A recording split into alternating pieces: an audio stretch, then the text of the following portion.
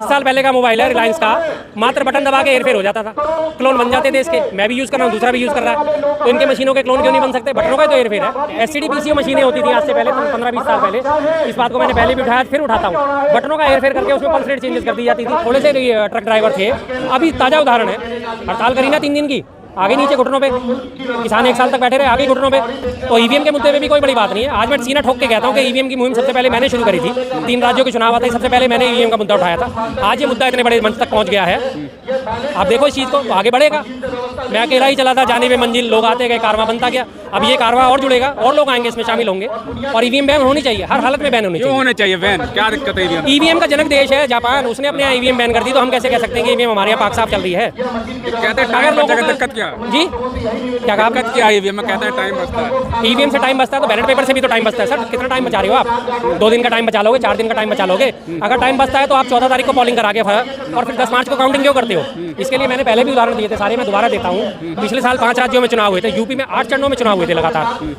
फरवरी से शुरू हो गए, वो 7 मार्च तक चुनाव चले थे, 3 मार्च तक, और उनकी काउंटिंग जो है 10 मार्च को कंप्लीट हुई थी। जी सर, कोई भी चीज़ कोई भी लेके आए उससे सवाल नहीं उठता। ठीक है, ईवीएम कांग्रेस लेके आई थी, तो क्या कोई एक चीज़ ऐसी है कि जो चीज़ हम पहले लेके आए कि आज वो खराब नहीं हुई? क्या आज आप एक अपने घर में गाड़ी लेके आए थे आज से 10 साल पहले, क्या वो खराब नहीं? क्या वो उसका इंजन नहीं बोला? ये बताइए।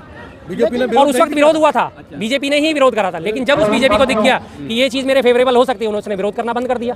जनता वोट देती है, क्योंकि आप भी तो जीतते हैं, कर्नाटक जीता है। बिल्कुल बिल्कुल बिल्कुल सही सवाल आपका। पिछले 12 राज्यों के चुनाव आप उठा के देख लीजिए, 3 राज्यों में बीजेपी बाहर है, पंजाब में बाहर, दिल्ली में बाहर, कर्नाटक में बाहर, तेलंगाना में बाहर। चारों राज्यों की पोलिंग और उसकी काउंटिंग का डेट देखिए आप, मात्र 3 से 4 दिन का अंतर है। चारों राज्यों में बीजेपी बाहर, और बाकी राज्यों में आप मणिपुर उठा के देख लीजिए, और आपका उत्तराखंड उठा के देख लीजिए, गोवा उठा के देख लीजिए, तीनों जगह 14 फरवरी लास्ट 2022 में चुनाव हुए थे, रिजल्ट आया था 10 मार्च को। अभी ताजे राज्यों में चुनाव देखो आप, 7 नवंबर से चुनाव हुए, 14 नवंबर को चुनाव हुए, 25 नवंबर चुनाव हुए, रिजल्ट आया 3 दिसंबर को। 15 दिन, 20 दिन, 25 दिन हर राज्य में इनको मिल गए आराम से बदलाव करने के लिए, आराम से चेंजेस करने के लिए, आराम से हेरा फेरी कर। हर उस राज्य में जहाँ इन्हें टाइम मिल जाता है वहाँ बीजेपी जीत जाती है, जहाँ टाइम नहीं मिलता वहाँ बीजेपी हार जाती है। ये क्या रीजन है? इसका कोई जवाब इनके पास क्यों नहीं होता? प्यार करती है बीजेपी? जनता प्यार नहीं करती, ईवीएम प्यार करती है। जनता प्यार करती तो आपने देखा कि 4 करोड़ 90 लाख वोट कांग्रेस मिले हैं सारे राज्यों में मिला के। पिछले 4 राज्यों के चुनावों का आकलन देखा जाए तो 4 करोड़ 90 लाख, और बीजेपी को 4 करोड़ 81 लाख। 9 लाख वोट कांग्रेस फालतू ही लेके गई है। उसके बावजूद भी कांग्रेस हारी है 500 वोटों से, 5000 वोटों से, 1500 वोटों से, 4500 वोटों से। हर जगह एक एल्गोरिदम सेट हुआ है। आप भी लगातार इस चीज़ को देखो, मैंने सबसे अपील करी है, आप एक एल्गोरिदम उठा के देखो कि मध्य प्रदेश के चुनावों में 1.1, 1.2, 1.3, 1.4 का रेशो लगातार चला है। जहां कांग्रेस के कैंडिडेट को 50,000 वोट मिले हैं तो बीजेपी के कैंडिडेट को 55,000 वोट मिले। जहां उसे 60 मिले तो वहां उसे 66 मिले हैं। 1.1 का रेशो चला है। छत्तीसगढ़ में 1.15, 1.25, 1.35 का रेशो मिला, जहां छत्तीसगढ़ में इनका नामो निशान नहीं था। हर चैनल इस बात को दिखा रहा था कि छत्तीसगढ़ में तो कांग्रेस की वापसी है, लेकिन लास्ट एंड फाइनल छत्तीसगढ़ में सारे के सारे नतीजे बदल गए। और बदले क्यों? 20 तारीख को इलेक्शन कमीशन का बयान आता है, मोदी जी ने कहा कि मेरे पे वोट दीजिए और राम मंदिर। आप सुनिए मेरी बात पूरी। 20 तारीख को इलेक्शन कमीशन का बयान आया था कि छत्तीसगढ़ में 66.34 की वोटिंग हुई है। अगले दिन, एक दिन बाद ही उसका इमीडिएट बदल गया, नहीं 66 नहीं, 74% की वोटिंग हुई है, 74.3525 की वोटिंग हुई है। इमीडिएट 7 दिन बाद फिर दोबारा बदल गया उनका बयान इलेक्शन कमीशन का। 28 तारीख को लास्ट उनका जो आया बयान वो ये था कि नहीं 74.65% की वोटिंग हुई है। 10 दिन के अंदर 10% की वोटिंग बढ़ गई। कैसे बढ़ गई भाई?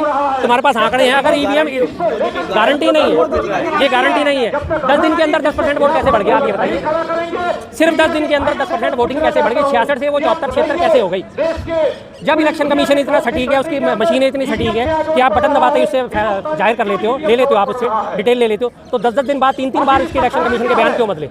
उसका कोई जवाब क्यों नहीं देती इलेक्शन कमीशन? और इन 19 लाख ईवीएम मशीनें खत्म हैं, खो गई हैं। कहाँ है वो रास्ते में मशीनें? वो 19 लाख ईवीएम मशीनें हैं कहाँ? आज की डेट में भी लगातार इलेक्शन कमीशन से सवाल उठाया जाता है, कहाँ है वो 19 लाख ईवीएम मशीनें? उसका कोई जवाब ही नहीं आता। जी हाँ,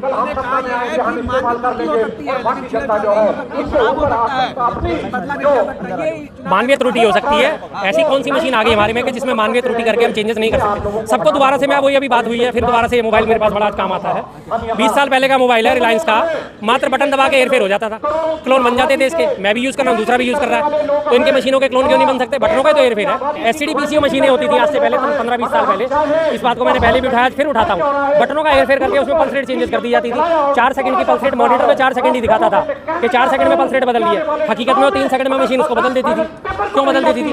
और मशीनों की बात है, मॉक टेस्ट होता है 50 वोटों का, 50 वोट डलने के बाद मॉक टेस्ट कंप्लीट करके दिखा दिया जाता है कि देख लो जी मशीन ठीक है, ओके है, मशीन में से उसको डाटा को डिलीट कर दिया जाता है, रीसेट कर दिया जाता है। जब उस मशीन में इमीडिएट एक बटन दबा के डाटा सारा का सारा रीसेट हो सकता है, तो बटनों का ही तो हेर फेर है। बटनों का ही सारा हेर फेर है कि पेट्रोल पंप पे आप जाते हो, बटनों का हेर फेर करके आप 10 लीटर पेट्रोल डलवाते हो, आपको 9 लीटर पेट्रोल मिल जाता है। टंकी में आपकी 9 लीटर आ रहा है, सामने आपको 10 लीटर दिख रहा है। ऑटो के मशीन, ऑटो के मीटर हैं आपके सामने, आप सब देखते हैं कि मीटर में बटनों का ही तो हेर फेर है। कोई इंटरनेट नहीं है, कोई जीपीएस नहीं है, कोई ब्लूटूथ नहीं है। तो ये मशीनें ऐसे कैसे टेम्पर प्रूफ होगी? अमेरिका इस बात से डिनाई कर चुका है कि हमारे लिए मशीनें पारदर्शी नहीं है, बैलेट पेपर से चुनाव करके। एक तरफ आप कहते हो टेक्नोलॉजी में अमेरिका हमसे आगे है, जापान हमसे आगे, ब्रिटेन हमसे आगे। जब वो टेक्नोलॉजी में इतने जर्मनी आगे है, इतने के सर बाकी सारी की सारी टीमें आ गई हैं, सारी आगे हैं हमसे, तो जब वो बैलेट पेपर इसको पे आ गई हैं वापस, तो हमारे को क्या दिक्कत है?